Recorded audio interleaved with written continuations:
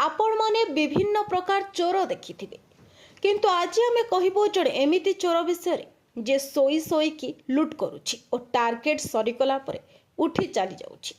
एई चोर को कुहा जाउछि स्लीपिंग थीप बा निदुआ चोर। साधारण भावे भिड़ स्थान जेपरि कि बस स्टैंड हो केरल स्टेशन एई जागा गुडी को टार्गेट करिथांती चोर माने। भिड़र सुजोग नहीं हाथ सफाई करती और लोकों जिनिस लुटी पलाई जाती। यह घटनाटी घटी उत्तर प्रदेश मथुरा रेल स्टेशन रे जोठी प्लाटफॉर्म रे शोइथिबा बेले लोकों जिनिस चोरी करुछि चोर।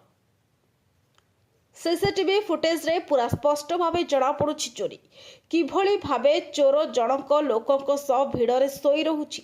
समय सुविधा देखि पाखरे शोइथिबा लोकों पॉकेट रू मोबाइल टंका अन्य मूल्यवान जिनिस लुट करी उठी चली जाउछि। स्टेशन ने चोरी रे यात्री मानक ठारू अनेक अभियोग पाइबा परे पुलिस सतर्क होइतिला।